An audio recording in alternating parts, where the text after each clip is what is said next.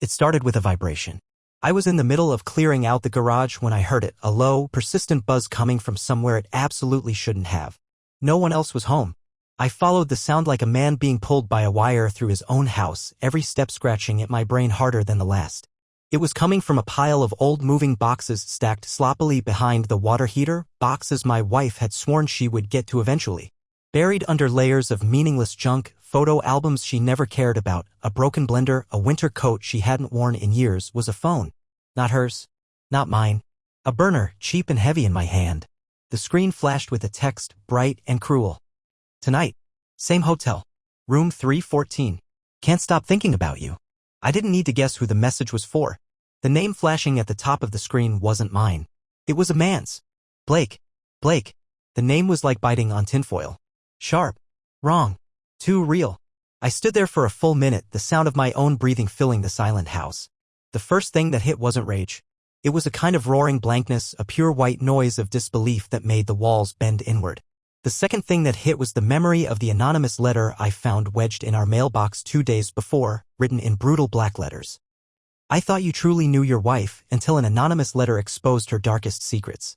What I uncovered about your deceitful wife nearly made me collapse, and the revenge plan will leave you speechless. At the time, I tossed it aside, thinking it was some prank, some bitter neighbor stirring up drama. Now, standing there in the half-lit garage, I realized how stupidly naive I had been. I didn't smash the phone. I didn't throw it against the wall like some idiot in a movie. I pocketed it. Cool. Quiet. Almost surgical. I wasn't going to explode. No. I was going to watch this burn from the front row. That night I said nothing. I made her dinner. Asked her how her long day had gone. She smiled that lazy, detached smile she had perfected in recent months and spun a story so smooth it almost impressed me. Meetings. A surprise client visit. Too tired to even eat dessert. I told her not to worry, told her to rest. I even offered to do the dishes. She kissed my cheek, soft and mechanical, and disappeared upstairs with the same phone she always used. The good phone.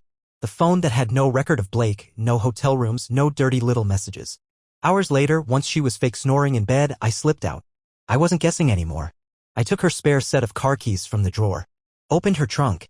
There, tucked neatly inside a small zippered bag, was everything she needed to turn into someone else for a night. A change of clothes, something too tight, too short, something she would never wear around me anymore. Perfume I didn't recognize. A cheap wig. And a hotel key card. Room 314. It wasn't just the betrayal. It was the effort. The orchestration. Every lie layered with another, stitched together like some grotesque puppet she paraded around me daily. She wasn't slipping away, she was sprinting. I drove to the hotel. I didn't storm in. I sat across the street in the dark, engine idling, watching.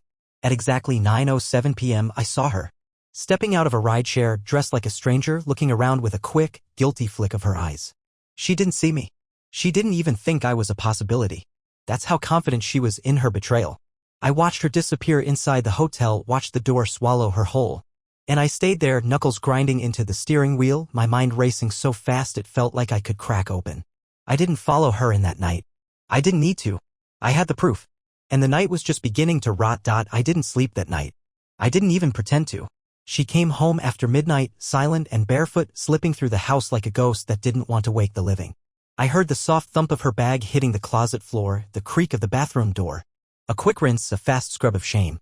She thought she could wash it all away before slipping back into bed beside me. I lay there, staring at the ceiling, counting every breath she took. Morning came like a slow poison. She moved through the kitchen all chirpy and fake, making pancakes she hadn't bothered to cook for months. I sat there, sipping my coffee, studying her like a scientist observing a dangerous creature. I waited until she bit into her food. Waited until she smiled. Then I pulled the burner phone from my jacket pocket and dropped it onto the table between us. The sound of it hitting the wood was sharp. Final. She froze, a bite halfway to her mouth. Her eyes didn't widen in shock, no, that would have been too honest. Instead, she blinked once, slow and calculating, like a machine rebooting under pressure. "Where did you find that?" she asked, her voice syrupy calm. I didn't answer. I just stared at her. She set the fork down neatly beside her plate, wiped her mouth with a napkin she didn't need, and leaned back in her chair like she was negotiating a business deal. "It's not what you think." I laughed. A short, ugly sound. "Really?" I said. "Because I think it's exactly what I think." She tapped one manicured finger against the table, once, twice, thinking. Blake is complicated, she said finally, eyes narrowing like she was explaining basic math to a particularly stupid child. He means nothing. It's just an outlet. An outlet, I repeated, the word sour in my mouth. She shrugged like it was nothing more than a bad habit. You work late. You're distant. It's not like I was getting what I needed at home. There it was. The shove. The blame. Clean and clinical. I felt something inside me snap, but it wasn't anger. It was colder than that. Sharper. I realized she didn't feel guilt. She felt inconvenienced. Like I was the one making a mess by confronting her. You're unbelievable, I said quietly. She smiled then. A small, smug twist of her lips. You'll get over it. That was her plan. To break me, then sit back and watch me patch myself up just enough to keep playing the role she'd written for me. I leaned in, voice low. You think you're in control, don't you? I know I am, she said without missing a beat. And in that moment I knew that this wasn't a mistake. Wasn't a slip-up. She chose this. Chose him. Chose to humiliate me while pretending to be the innocent, hard-working wife everyone thought she was. I stood up, slow and deliberate. Pack a bag, I said. You have 10 minutes. She laughed, thinking I was bluffing. I wasn't. Without waiting for a response, I walked out of the kitchen, grabbed my phone, and started making calls. Not to friends. Not to family. To people who knew how to make things move fast, lawyers, locksmiths, realtors. She followed me through the house, yelling now, the calm slipping off her like wet paint. You can't do this, she snapped. This is my house too. No, I said over my shoulder. It was ours. Past tense. She threw a glass at the wall behind me. It shattered, spraying shards across the floor. I didn't even flinch. I was already gone. Emotionally.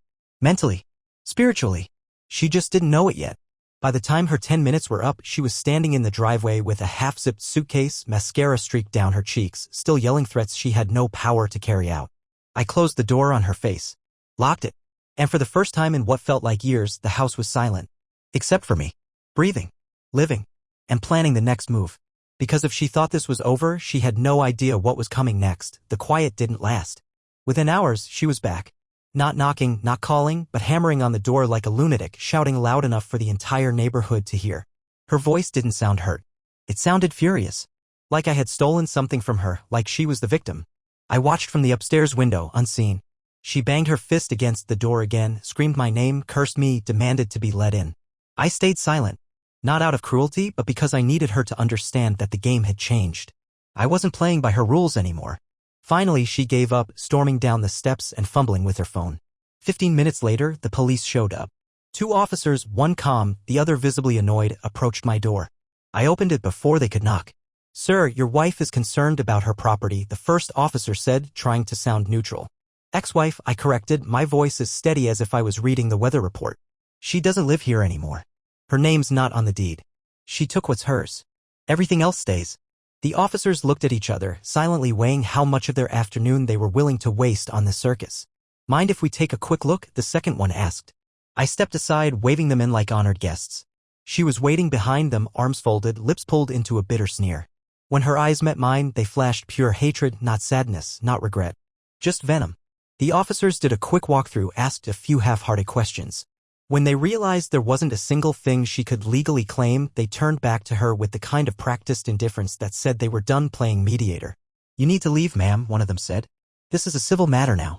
Her mouth dropped open like she couldn't believe someone was telling her no. You'll regret this, she hissed at me, gathering her half-dragged suitcase off the porch. You think you're hurting me? You're just making it worse for yourself. I didn't reply. I didn't even blink.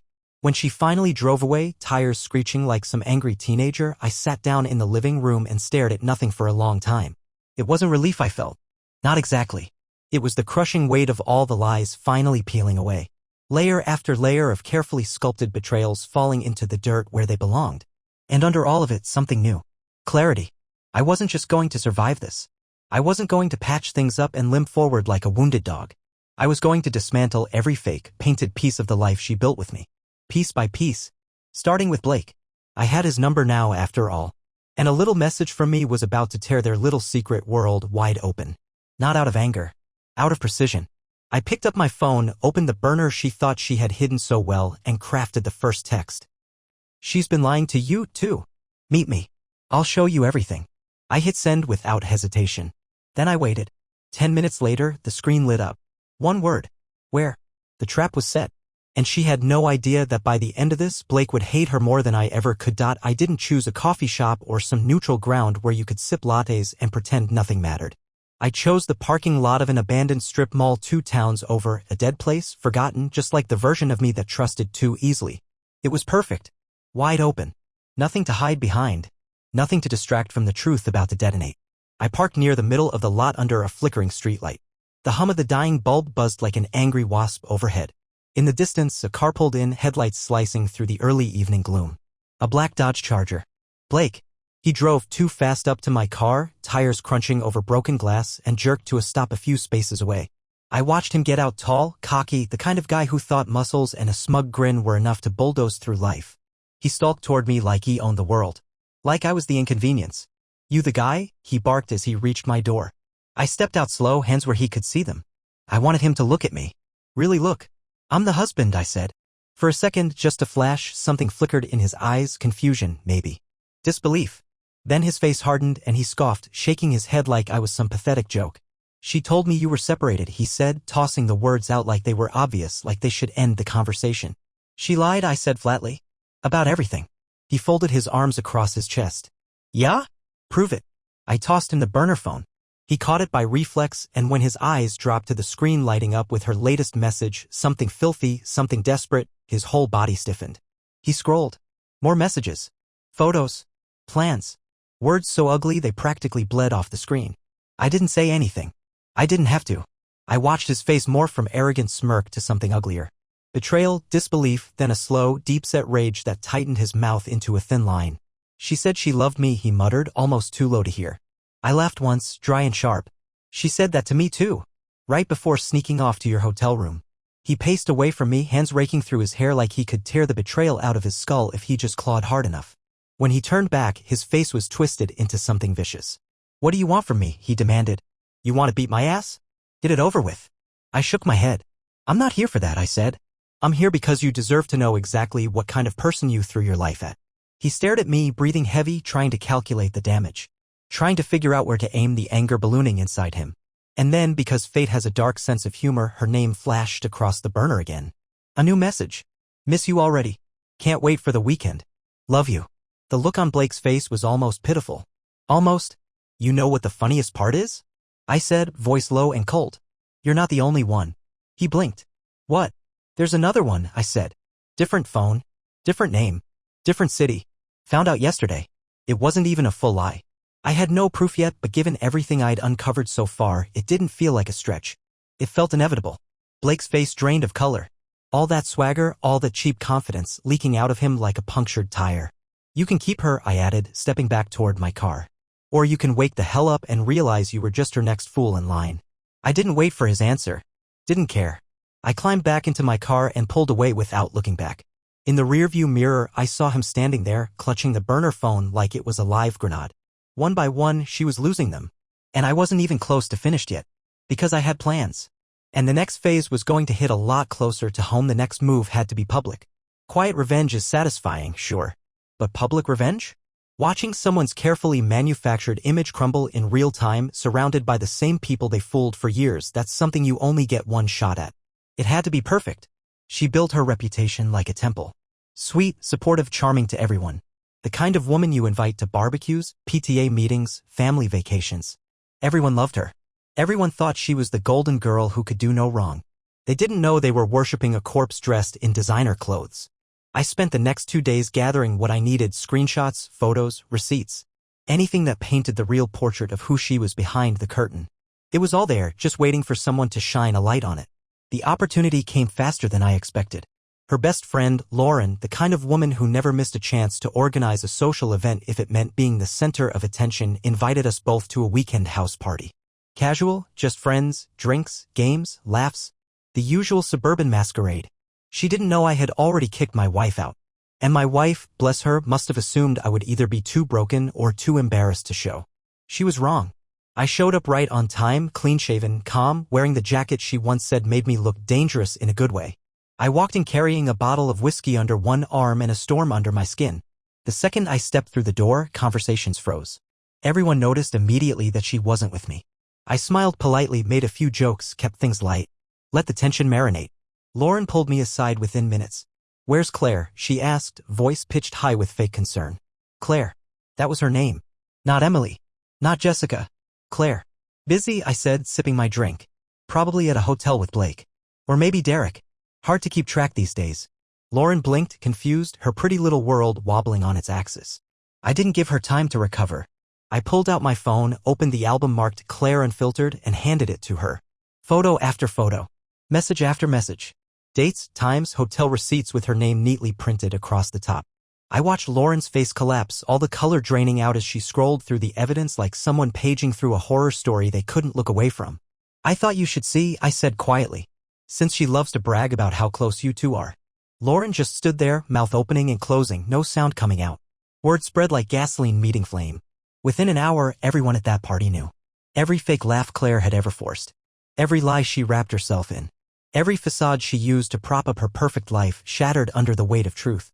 Phone screens glowed all around the room as messages were forwarded, whispered conversations turning into loud ones. Drinks were dropped, accusations flew. Even the music died out, leaving nothing but the buzz of betrayal hanging in the air. And then, right when the chaos was reaching its fever pitch, like the devil herself heard her name being called, Claire walked through the front door. She looked stunning. Hair perfect, makeup flawless, dressed like she belonged on a magazine cover. She froze when she saw me. And then her eyes moved around the room, catching the looks, the stares, the cold shoulders. Confusion flickered across her face first. Then realization. Then pure, unfiltered panic. She opened her mouth to speak, to charm, to lie, but it was too late. The dam had broken. The flood couldn't be stopped. Lauren, of all people, stepped forward, holding the phone out like a weapon, voice cutting through the noise.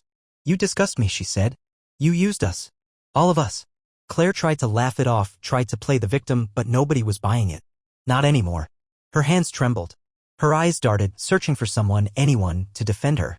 No one moved. I caught her eye once. Held it. And then I smiled. Not a cruel smile. Not a victorious one. Just a quiet, finished smile. She knew she was done. She grabbed her purse and stumbled backward out the door, shoving past people who wouldn't even look at her anymore. The queen had fallen. And she didn't even have the dignity to face it standing up. I stayed until the party died down. Let everyone ask their questions. Let them absorb the truth. By the time I left, Claire wasn't just out of my life. She was out of everyone's. And the road ahead was wide open. For the first time in years, it belonged to me. I knew she wouldn't go quietly. Claire was the kind of person who would rather set the whole house on fire than watch someone else live in it after her. She didn't understand loss. She didn't know how to lose. In her mind, if she couldn't have control, she'd take the wreckage instead. 2 days after the party, she started showing up. Not at the house, she wasn't that stupid. No, she lurked at the edges of places she knew I still went. The gym. The grocery store. Even the small cafe down the street where I grabbed coffee every morning before work. Always pretending it was a coincidence. Always giving those long, heavy stares across the room, daring me to come over, to talk, to acknowledge her existence. I didn't. Not once. The first few times I thought maybe she was trying to get me to crack. To make me the bad guy again in some twisted way. But as the days dragged on, her appearances got sloppier. She looked worse every time, makeup thicker, smiles thinner, moves more desperate. Whatever control she once had was slipping fast. One night, late, just as I was locking up the house, I heard it. A knock. Soft, almost polite. I opened the door without hesitation. I knew it would be her. And there she was, standing in the porch light, arms wrapped around herself, eyes glassy, wearing a hoodie 2 sizes too big that swallowed her whole. Can we talk? She asked, voice cracking in a way that might have broken me once. Not anymore. I leaned against the doorframe, silent. She fidgeted, digging her nails into her palms like she didn't know what to do with her hands. I messed up, she said finally. I know that. Still, I said nothing. She faltered. Swallowed hard. I don't know who I am without you. There it was. Not love. Not remorse. Fear. Pure selfish fear. She didn't miss me. She missed the life. The comfort. The certainty that no matter how ugly she got on the inside, someone would still be there to hold the mirror steady and call her beautiful. I crossed my arms. You found out who you were without me, I said. You just didn't like the answer. Her face twisted, something ugly and sharp flashing through her eyes. You're not perfect either, she snapped. You think you're some saint? You think you didn't push me away? I almost laughed. It was her last trick, blame, shame, distraction. But it was hollow. Dead before it even left her mouth. You're right, I said calmly. I'm not perfect. I trusted you. That was my mistake. She flinched like I slapped her. Good. She needed to feel it. The silence stretched long between us, the night cool and brittle. Finally, she stepped forward, reaching out a hand. Maybe we could start over, she whispered. The sight of her, once so sure, so invincible, now reduced to this, should have made me feel something. Pity. Satisfaction. Closure. I felt none of it. I straightened up, pulling the door closer between us. There's no we anymore, I said. There's just you. And the consequences you chose. I closed the door. This time, there was no yelling. No pounding. No glass breaking. Just the soft, broken sound of her walking away. I stood there in the quiet, feeling lighter than I had in years. Because it was over. Really over. Not with a war. Not with a scream. But with a choice. My choice. And I was already looking ahead to something better, something real. The future wasn't a place she could follow. Not anymore. I thought that would be the end of it. Claire walking away into the night, finally realizing that there was no way back. That she had burned every bridge, shattered every window, salted every inch of earth between us. But Claire was never built to lose quietly. 3 days later, I found out what desperation really looks like. It started with a text from a number I didn't recognize. Short. Simple. We need to talk. It's important. At first, I ignored it. Another one of her games, no doubt. Another hook she dangled, hoping I would bite. Then came a second text. This time, a photo. It was a sonogram. At first, I just stared at it, numb. Then came the words. I'm pregnant. It's yours. It hit like a punch to the gut, not because I believed it. Not even for a second. But because it was so predictable, so disgusting, that even expecting the worst hadn't prepared me for just how low she would crawl. I didn't respond. I didn't need to. Instead, I made a call, not to her, not to any of the old friends she might have poisoned with her lies. I called a lawyer. A good one. The kind who didn't flinch at messy. By the time Claire showed up unannounced at my office 2 hours later, I was ready. She stormed in like she owned the place, hair a mess, makeup smudged, holding the printed sonogram like it was a weapon. The receptionist tried to stop her, but Claire barreled past like a force of nature no one wanted to touch. She slammed the photo down on my desk. There, she snapped. You can't just throw me away now. I looked up at her slowly, calmly, folding my hands in front of me. You're right, I said. If it's true. Her expression faltered for just a second. Just enough. I want a DNA test, I said, voice even. Before anything else happens. She opened her mouth, probably to protest, probably to spin some new lie, but I cut her off. And if you refuse, I'll take that as your answer. The air between us grew cold, heavy. Her hands shook slightly as she grabbed the sonogram back from the desk. You're unbelievable, she whispered, voice trembling. I leaned back in my chair, studying her like a stranger. Like a liar caught mid-act. No, I said. I just finally understand who I'm dealing with. For a long moment, she just stood there, breathing hard, hating me with everything she had, because in her world, being caught wasn't the shameful part. Losing control was. She turned on her heel and stormed out without another word. The slam of the door shook the frame. The receptionist peeked into my office, wide-eyed. I waved her off, already reaching for my phone. There was a private investigator I knew, a quiet man with a brutal talent for finding truth buried under mountains of lies. By the end of the day, he had already started digging. And it didn't take long. Claire wasn't pregnant. She wasn't even seeing a doctor. The sonogram was stolen from an image search online. Cropped. Sent in desperation. Another mask slipping. Another cheap trick exposed. I didn't confront her. I didn't even acknowledge it. She wanted a reaction. I gave her silence. Because the real punishment wasn't screaming matches or public humiliation. It was indifference. It was being treated like she didn't exist. Claire thought she could manipulate reality, bend it to her will if she just lied hard enough. But the truth was a glacier. Slow. Unstoppable. And it was bearing down on her, inch by inch, crushing every illusion she thought she could hide behind. I wasn't coming back. Not now. Not ever. And no amount of lies could save her from the loneliness she carved out with her own hands. A week passed. A week without texts, without fake apologies, without traps dressed up as second chances. For the first time in years, I was breathing real air. Not walking on the glass of her moods, not ducking under her invisible chains. I slept deeper. Ate better. Even the silence of the house, once deafening, now wrapped around me like armor. Claire, for a while, simply disappeared. But she wasn't done. Not yet. One night, late, when the world was calm and it felt like maybe this was truly behind me, it happened. A call. From an unknown number. I ignored it the first time. I ignored it the second. But the third call came with a voicemail. Curiosity got the better of me. I played it back, expecting the usual mix of tears, threats, or desperate bargaining. What I heard was worse. It was Claire's voice, but not the shrill, furious Claire I had come to know. It was low. Measured. Dangerous. You're going to regret what you did, she said. You think you're safe. But people like you, they always slip. And when you do, I'll be there. No screaming. No crying. Just a promise delivered in a voice drained of humanity. She had flipped. Something inside her had cracked beyond repair. And now she didn't just want to fix things.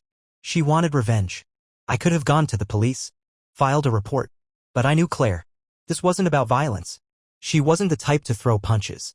No, she would go for the slow kill. The whisper campaigns. The lies spun so fine even the best people might not see them tightening around my throat until it was too late. She didn't want to hurt my body. She wanted to destroy my name. And she started immediately. The first rumor hit like a slow poison, a small, subtle thing. That I had been controlling. That I had driven her to make mistakes. That I was a monster behind closed doors, cold and unloving. Whispers spread. Neighbors I used to chat with turned colder. Friends who once toasted our anniversaries now avoided eye contact at the supermarket. It didn't happen overnight. It was 1,000 little deaths, slow and invisible. And Claire? She stayed out of sight. She let the story do the bleeding for her. But she underestimated one thing: I didn't care about their opinions anymore. Not after everything. Not after standing in the rubble she left behind and finding out I was still breathing. Still standing. Still building something new. She could burn the air around me if she wanted. I wasn't going back into her fire. Instead, I turned every small betrayal into fuel. I doubled down at work. I built new friendships, quiet ones, real ones, not based on fake smiles and forced charity events. I focused on myself for the first time in years, carving out a life so sharp and strong there wouldn't be a crack for her poison to seep into. And the best part? People noticed. The real ones, the ones who mattered, saw through the smoke eventually. They realized that the woman who once charmed every room was just a hollow thing, desperate to pull someone else down when she realized she couldn't climb any higher. Claire was fighting a war against a man who had already left the battlefield. The loneliness she had tried to drown me in was now her only companion. And I didn't need to lift a finger. Her downfall was inevitable. Because the truth is heavier than lies. And sooner or later it drags everything fake down into the dirt. It would have been almost easy to leave her in that spiral. Almost. But Claire was never content with self-destruction. She needed an audience. She needed me to see it, needed me to feel it, to carry it, to crack under the weight of her downfall the way she was cracking under the weight of being exposed. She saved her last, dirtiest card for the end. It started with a message not from her, but from a mutual acquaintance. A woman I barely knew, someone who had always hovered around the edges of our old social circle, a shadow with a polite smile. You should know Claire's been telling people she's going to sue you for emotional abuse. Says she's got proof. Proof. I almost laughed. There was nothing. Not a shred. But Claire didn't need real proof. She needed noise, confusion, fear. She was trying to drag me back into the mud where she lived. To bait me into a reaction, a mistake, anything she could twist into her story. For a moment, a long, dangerous moment, I almost took the bait. Almost drove straight to wherever she was, almost kicked down whatever flimsy door she was hiding behind, almost demanded to know how far she would go just to claw at the scraps of a life that didn't want her anymore. But then I remembered something. She wasn't doing this because she was strong. She was doing this because she was drowning. And desperate people will grab onto anything, even if it drags them further under. So I did the last thing she expected. I stayed silent. I didn't defend myself online. I didn't respond to the rumors. I didn't call, text, email, or show up at her doorstep like some raging idiot she could point at and scream about. I let her scream into the void alone. And while she screamed, while she painted herself deeper into a corner, I kept moving forward.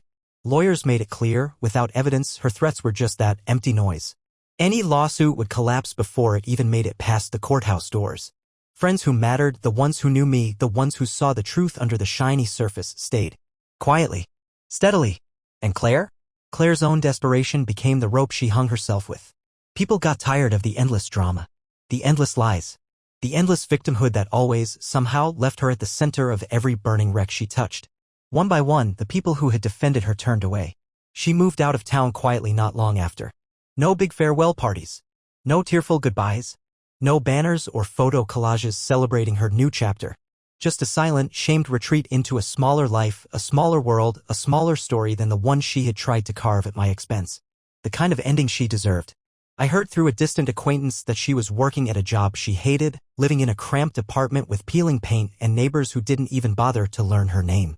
It would have been easy to feel pity. Easy to feel the sour, ugly satisfaction of revenge complete. But standing there on my own 2 feet, breathing clean air that didn't reek of lies, I realized something even better. I didn't feel anything at all. Not anger. Not sadness. Not even relief. Claire didn't own a single inch of me anymore. Not my heart, not my mind, not my future. She was just a name I once knew, a mistake I had survived. And every breath I took from that day forward would be a silent, living proof that she failed. Not because I destroyed her, but because she destroyed herself. Time didn't heal everything. That's a lie people tell themselves when they're too scared to face the reality that some wounds don't close neatly. Some scars stay deep, ragged, written across your soul in a language you hope nobody else can read. But time did do something else. It made the pain irrelevant. It shrank it down until it wasn't the defining weight I carried. It became background noise, something that occasionally flickered through my memory like a bad dream half remembered after waking. I built a new life, brick by brick. No grand gestures. No sweeping Hollywood montages. Just small choices every day, refusing to live in the ashes she left behind. I stopped explaining myself to people who didn't deserve the truth. I stopped apologizing for surviving. I stopped living under the shadow of what could have been. Because that's what Claire was, not a person anymore, not a monster, not even an enemy. Just a warning. A lesson carved so deep into my bones that I could never forget it. And the lesson was this. Trust isn't something you give away because someone smiles at you sweet enough. Love isn't blind, it's a decision you have to re-earn every day with honesty, with loyalty, with action, not with pretty words or empty promises. And forgiveness? Forgiveness isn't something owed. It's something earned. Claire never earned it. She buried it under every lie she told, every betrayal she justified, every tear she faked when she thought she was about to lose control. And in the end, when her world crumbled, when the applause died and the lights went out, she was left with nothing but herself. Exactly what she deserved. Sometimes I still get asked, friends, coworkers, even the rare stranger at a party who's heard bits and pieces of the story. If she ever came back, if she begged, if she truly changed, would you take her back? I always answer the same way. I smile, a real one, not the broken one I used to wear, and say, no, not for anything. Not for a million apologies. Not for a lifetime of promises. Not even if the world was ending and she was the last person alive. Because the truth is simple. Once someone shows you they're willing to destroy you just to feel powerful for 5 minutes, you never look at them the same way again. You see them clearly. You see the void inside them. And you know better than to ever step close to it again. I don't hate Claire. I don't love her. I don't even miss the woman I thought she was. Because she never existed. She was a mask. And the real face underneath was always waiting to be seen, cruel, selfish, empty. Yeah? I'm living proof that you can be shattered into 1,000 pieces and still find a way to rebuild something stronger from the ruins. Something real. Something unbreakable. And if anyone reading this is trapped where I once was, loving a lie, bleeding for someone who only knows how to take, hear me when I say this. You don't owe your life to someone just because you loved them once. You don't owe them your future because you shared a past. You don't owe them another chance just because you're afraid to be alone. You owe yourself the chance to be free. And trust me, freedom is worth every scar.